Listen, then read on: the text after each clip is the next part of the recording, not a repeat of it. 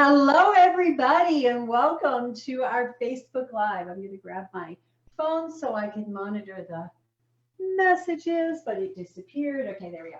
All right, everybody. So welcome to our Facebook Live. This is I would like to say it's our first one of the new year, but it's not because we had three of them last week.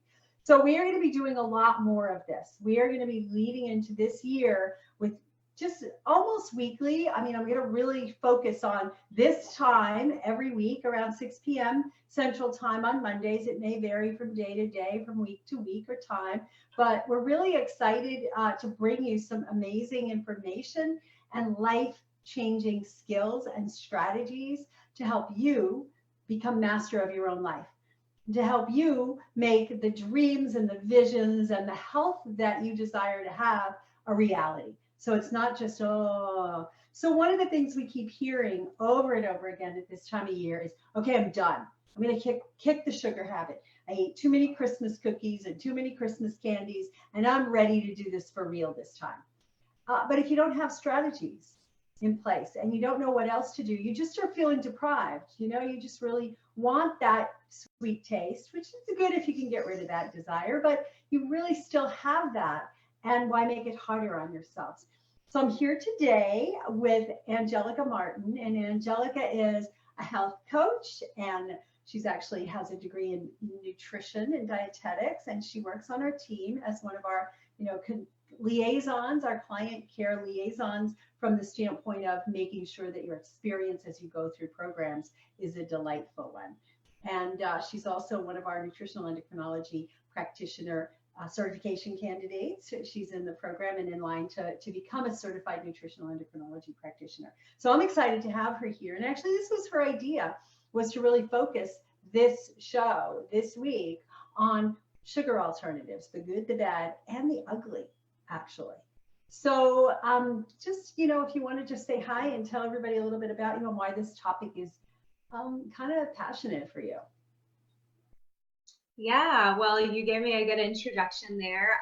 Really, I became passionate about the whole sugar thing because of you, because of what I've learned through blood sugar management and the way that a lot of us are really misled and misinformed about blood sugar management, and just how serious this is, that we keep a reasonable blood sugar level at all times so we don't put ourselves at risk for all kinds of degenerative diseases, all the things we know are associated with high blood sugar. So yeah, I've just dove into the world of alternative sweeteners recently. So I have a lot of curiosity myself. That's why I thought it would be a great topic to cover with everyone, as they also might be trying to kick sugar into 2020. So reasonable blood sugar. Oops. There we go. Now I see Margot Rush is watching. Hello.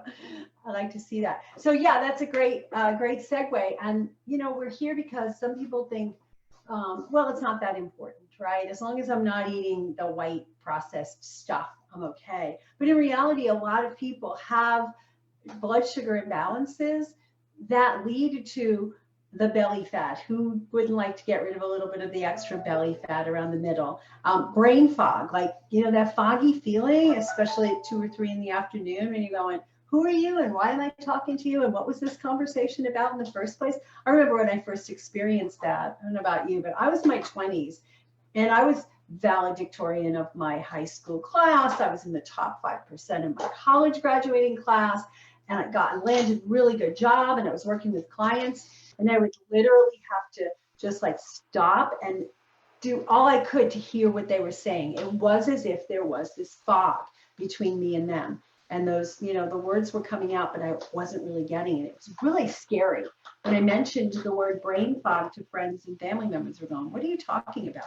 This was, of course, back in the 1980s when it wasn't a commonplace word.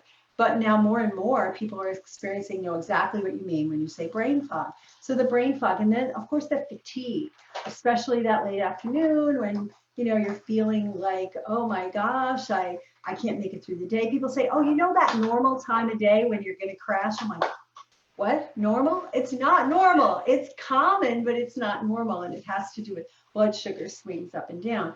But the really serious thing about it, and one of the reasons that I'm so passionate about teaching people to get their blood sugar balanced, is it can lead to cardiovascular disease. It can lead to strokes and high blood pressure. And it can lead to really serious long-term degenerative things.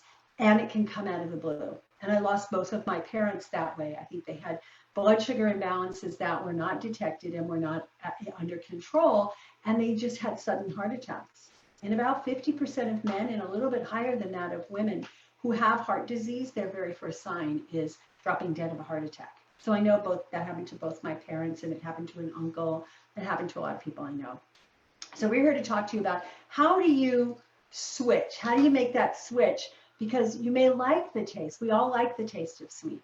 And how do you make the switch without causing your blood sugar to go, to go crazy? Well, to help your blood sugar to come back to normal, but without losing, some of the pleasure that you may have in life.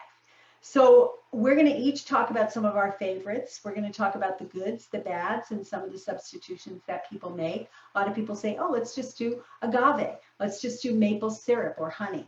So I'll let you lead into that. Like, why is that not a good idea either?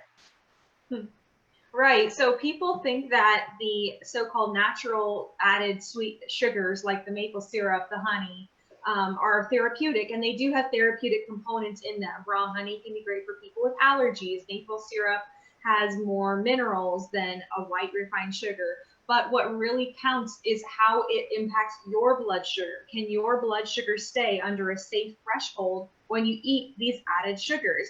It doesn't really matter what it's called. If it raises your blood sugar, it's not good for you. So that was really the big aha for me. Yeah. And it kind of takes away that health halo of all those foods. And you really have to determine and get honest and figure out what works for your body. And your body's language is blood sugar. Goes too high, don't eat it. Right. That's great. It's a great, very straight to the point. One of the others that people, it's a new one on the scene, coconut nectar. Right? Everybody thinks, oh, coconut nectar, that's a healthy choice, isn't it? It's listed as low glycemic. I think it even says it right. Low glycemic sweetener, more nutritious than agave. So they're hitting it right there.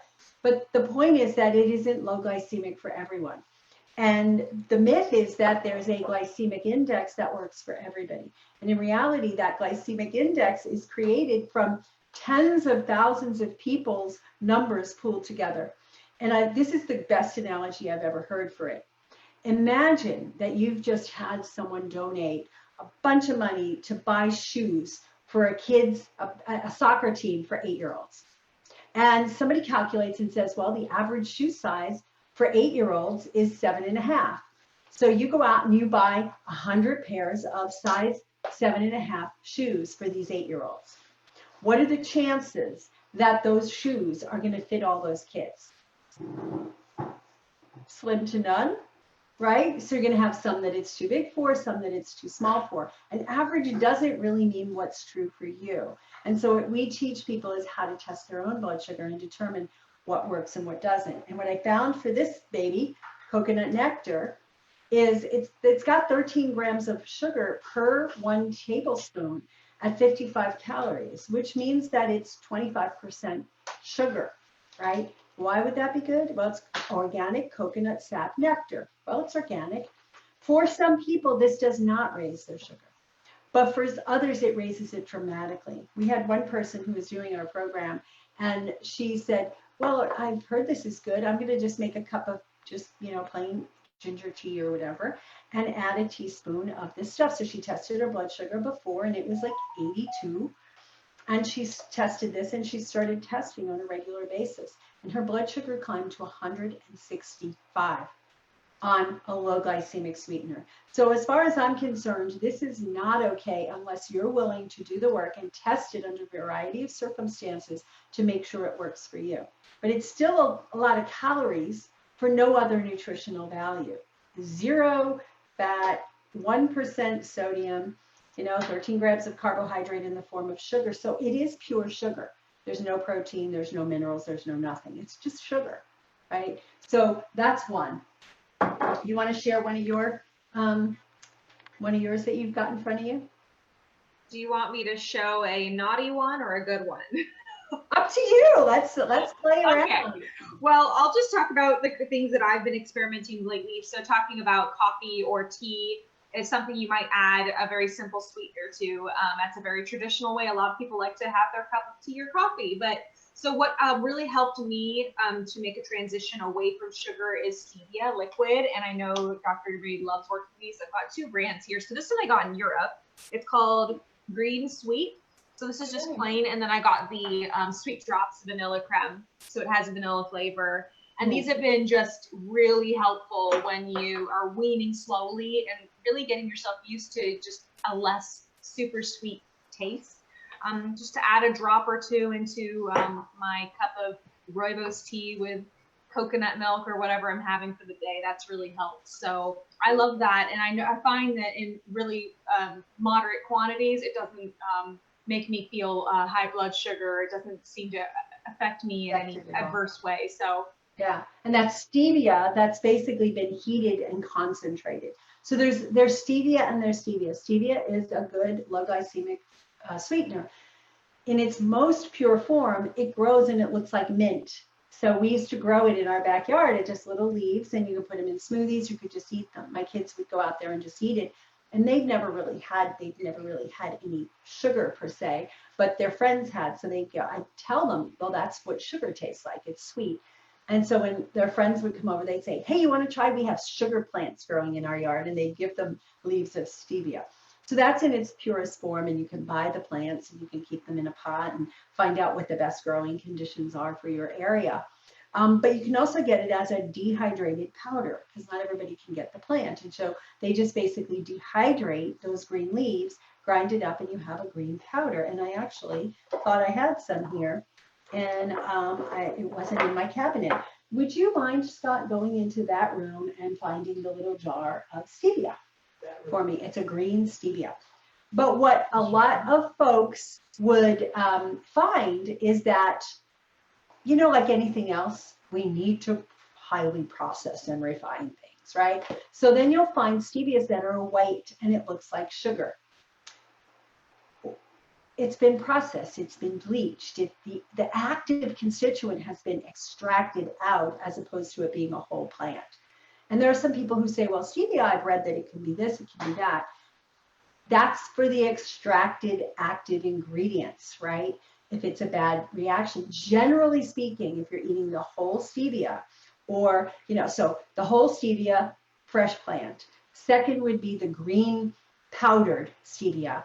Third would be like the drops where they just boil it up until it forms a syrup, and that's more concentrated. They still don't have a lot of sweetness to them. Well, they don't have sugar to them. They have a lot of sweetness because the amount of stevia that you use compared to sugar is minuscule. You use a couple of little sprinkles of it, and if you try to use more, it's like overwhelming. So that's stevia. Yeah. What other favorites do you have? Or what's a naughty one that you have in front of you? Do you have a naughty one? Well, actually, I put my parents and myself on the good old elimination diet, Whole30, for January. So we've kind of like cleared all the sweet out of our space. But let me jump back here. I think I have organic coconut sugar. That could be interesting. And that's similar to the nectar, but it's like a powdered version of it. Right. So I believe, let's just look at the marketing: unrefined and low glycemic, certified fair trade. It's a 1-to-1 replacement for brown sugar. So it looks like brown sugar. And I think if I tasted it right now, which I won't because I don't want to ruin my elimination diet, I think it would taste pretty, dark and kind of like a brown sugar. Like a molasses flavor too. Yeah. How much sugar per se is in a serving? So 1 teaspoon, and that's funny. 4 grams of sugar. Yep. Okay, so 1 teaspoon of white sugar is 16 grams. Oh. So it's basically, or 16 calories, sorry. Each carbohydrate calorie, each sugar calorie is 4 grams. So 4 times 4 is 16. So it's just, again, pure sugar. Yeah. And it's the same caloric intake, the same sugar percentage as your table sugar. So probably not a good idea, and will raise sugars depending on how it's used. So I have a couple. I have something called erythritol. And erythritol is a sugar alcohol. And a lot of people have problems with erythritol. and xylitol, and there's also sorbitol and mannitol. So anything that ends with the tol is a sugar alcohol. Now, many of them do grow in certain foods and they can be extracted from, but these are going to be extracts, right? This is not a whole food. So we go from stevia, where in its purest form is a whole food substitution that has sweetness without calories, 0 calories, erythritol and xylitol and the other sugar alcohols tend to be extracted. If you are going to use them, some people can use them just fine. The best choice of the sugar alcohols is erythritol, and it's erythritol that's been that's organic, right? Or xylitol that's been extracted from birch. So that's your best bet. Now the downside is it can cause GI upset in a lot of people. So the worst is going to be sorbitol. That gives most people gut problems if they eat more than, a tiny amount. Xylitol gives a lot of folks, and if you have a pet, don't keep xylitol in the house. We keep it up here and we don't really use it. I just buy it for sample, but it can kill a pet. It can kill a pet. My son had some xylitol sweetened gum, chewing gum, and he left it on the counter when they went out, and the dog ate it, got into the box and chewed up all the gum and swallowed it. They had to rush the dog to the vet, and the dog was there for several days, and liver enzymes checked, and they were really, really monitoring this poor dog. Fortunately, the dog survived. So I recommend if you have a pet, don't, because you might accidentally use it in making something and the dog gets into it, and then you have a sick dog on your hand, and that's a very expensive proposition. Erythritol, when I do use it, I will powder it, and it looks more like, well, there's not much left in it, but it looks more like a powdered sugar versus a granulated. And I will sometimes use this if I'm making like a special little cookie or cracker, and I just sprinkle it on there so it looks to people like it's more traditional, conventional Western type of stuff.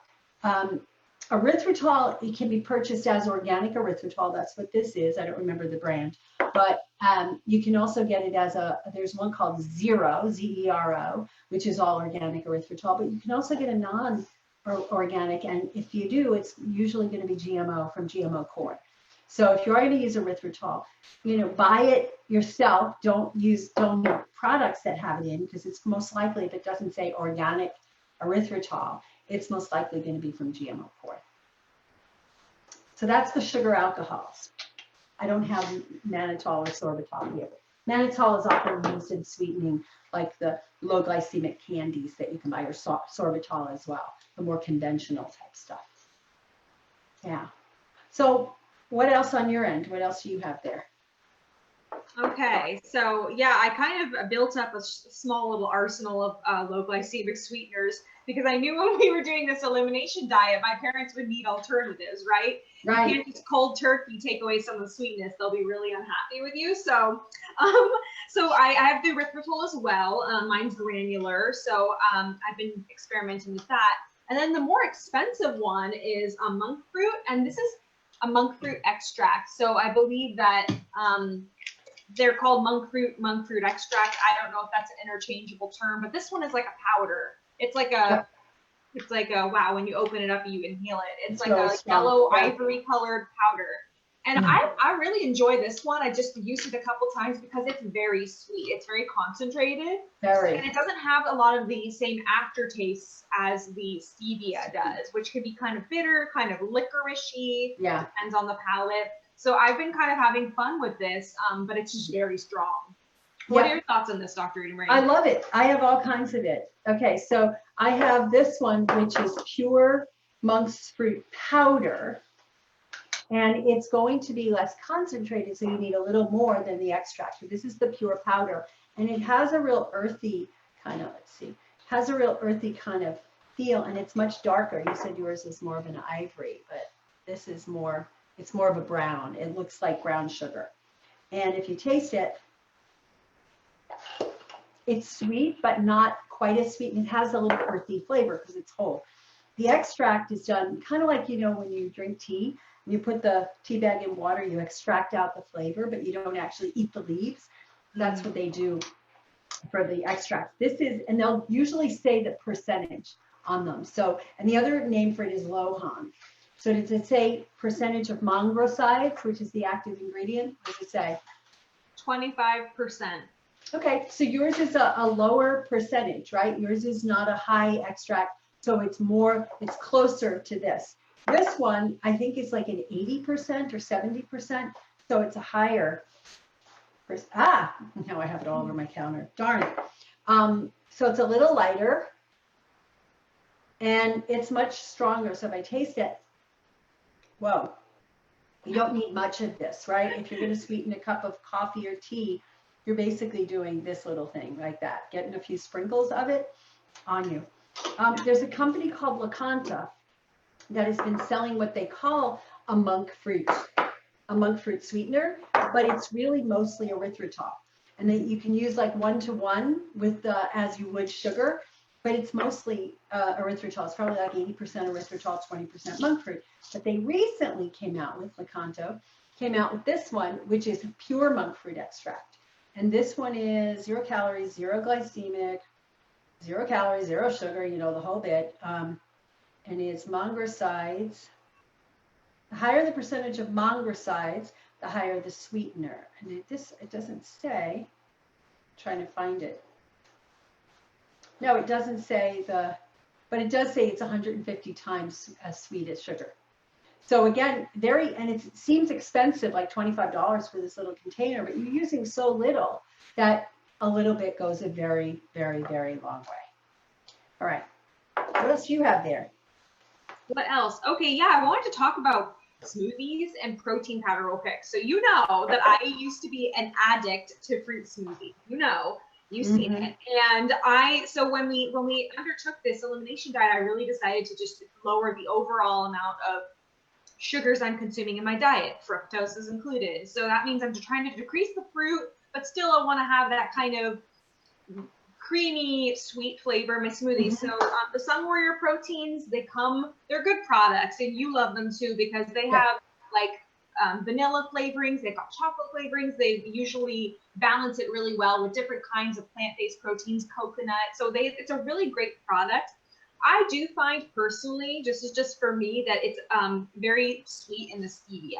So I do use the like classic chocolate protein, but I also really like to just take plain protein powder. Like I've got pumpkin seed protein, pea protein, unsweetened, and I've been having fun like adding my own little low glycemic sweeteners in there, so I don't make it over sweet. Yes. Like this one can sometimes be.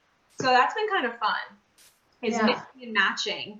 Yeah, there's a lot of mixing and matching you can do. And with that, you can also mix the plain, which doesn't have the stevia, in with the chocolate, and then add some flavoring of your own. So I get these medicine flower flavors. So this is dark chocolate, and it's just an extract. So there's no sweetener in it, and there's no alcohol. It's just a really nice flavor, and it just looks like, you know, vanilla extract, right? But it's chocolate. And so you can make the flavors be whatever it is that you love. Now, since you mentioned the protein powder, what I want to do is mention my favorite way to use protein powder, and that's in making ice cream. So if you think that going off of sugar means that you have to you just can't eat those favorite things like ice cream, which is my favorite, it's not true. So what I'll do is I'll take the protein powder and I put it in the blender, and I put ice cubes in instead of water. Put a little tiny bit of water so it moves.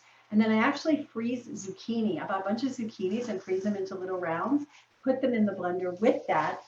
And sometimes I do it with the plain protein powder. Sometimes I do it with chocolate or vanilla. I find that I like doing vanilla with some extra chocolate cocoa powder. So I'll just use some raw cocoa powder and add that to it. And you have to have a high-speed blender with one of those tampers. And it's really good for your biceps and your triceps. You're boom, boom, boom, boom, boom, boom, until it turns into this amazing ice cream. It's delicious. And it's a great way to eat at night. The first time I'm sitting there eating this bowl of chocolate ice cream, feeling kind of guilty, like, what am I doing? And I said, I'm eating a bowl of protein powder with zucchini. I'm eating vegetables right now, protein and vegetables. What's wrong with that? And it was so, so pleasurable. So there's a lot of things that you can do there. This is another form of the Lohan. This is monk fruit. And I don't know if this one says, it says add a dash to smoothies, coffee, and tea, add sweetness to desserts, heat stable. This is from a company called, where is it? Doesn't say it on here anymore. Huh. It's basically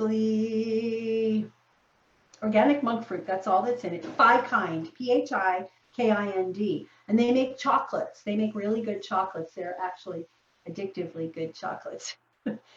Oh, she's going to go get something. And they sweeten it with this monk fruit sweetener. I'm glad you brought up chocolate because we can't do a sugar show or a low glycemic show that's talking about Lily's, right? Lily's chocolate. Mm-hmm. So I think that I heard about these from you actually. It's 100% stevia sweetened chocolate, candies. So chocolate chips, they've got bars. They've got like bars with flavors. They're not all vegan. Some of them do have milk in them if they create certain flavors. But yeah, a lot of their products are vegan and low glycemic. They don't have like, a lot of chocolates these days, they say without added sugar, but you look on the label and it says coconut nectar, Right, exactly. Or trick you. But no, yeah, you really need sugar. the low carb, low glycemic ones. And the only way You can still have chocolate. Yeah. You can still have chocolate. I think Scott has, because I got him for his Christmas present. Oh, he moved them. There was that Phikind chocolate. They make bars or they make little truffles. So you don't have to give up the pleasure, right? Ideally, your best bet is to just eat lots of organic fruits and vegetables, right?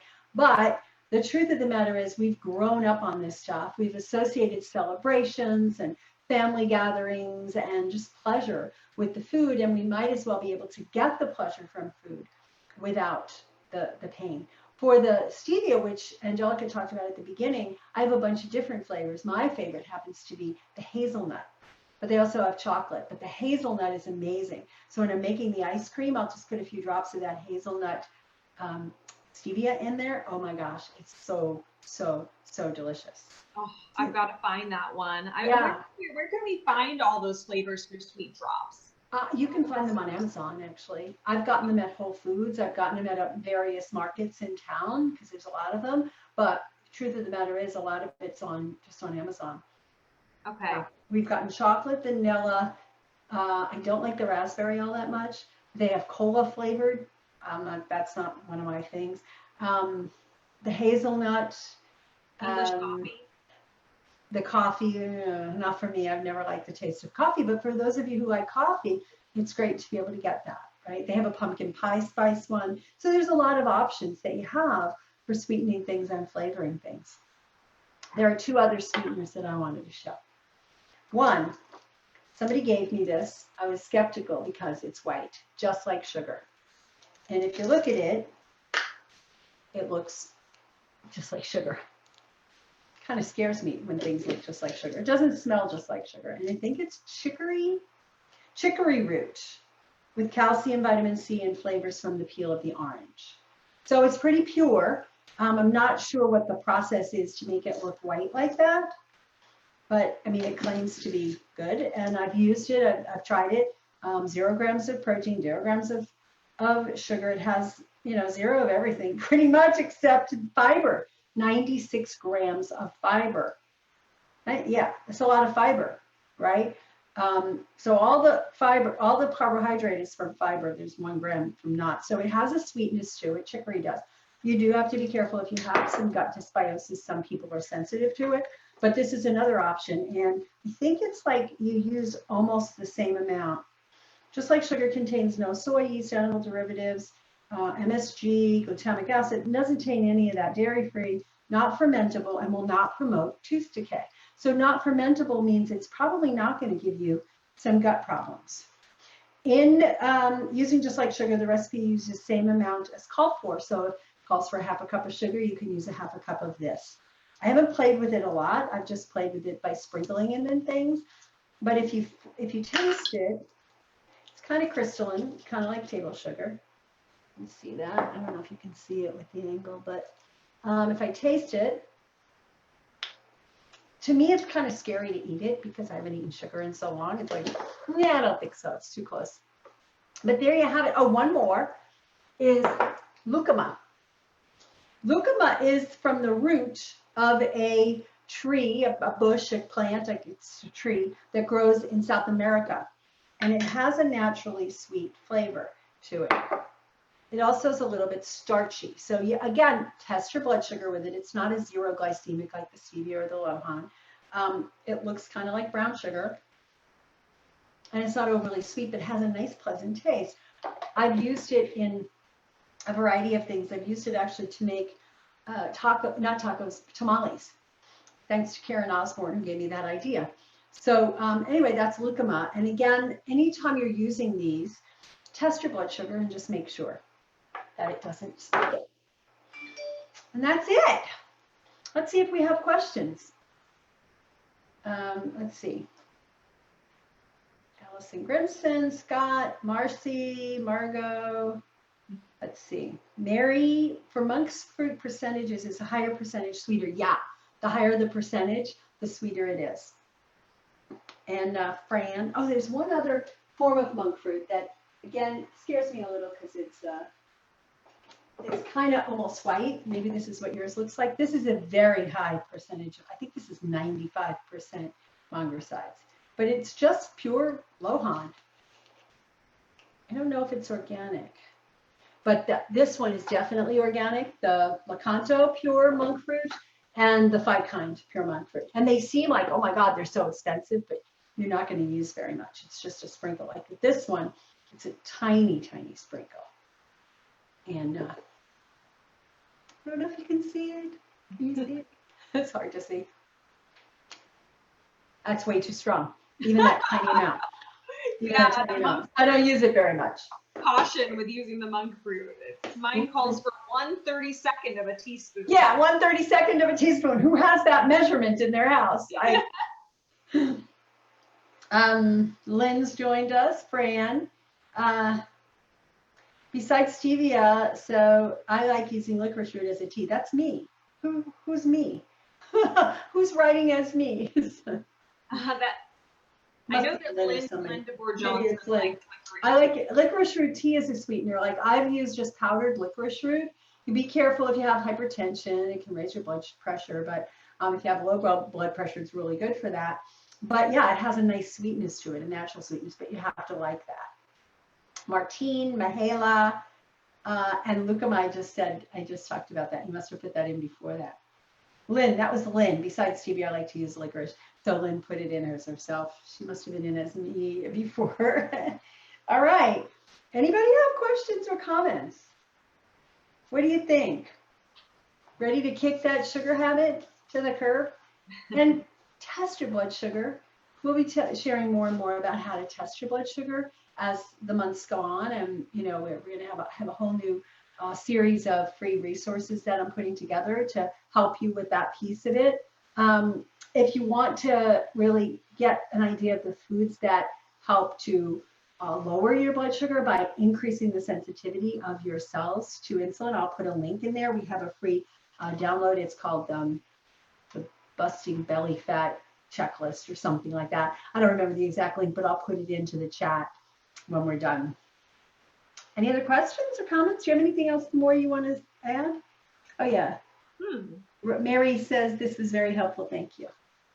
I was curious, yeah, is there any reason that if we are all implementing these low glycemic sweeteners in our diets, and I hope we're not indulging in them too often, but is there any reason why you should still monitor your blood sugar even though all of these claim to be low glycemic and they don't? You should monitor it, but not once you've established that it doesn't raise your blood sugar, then you're good to go. But you never know. We're all very unique.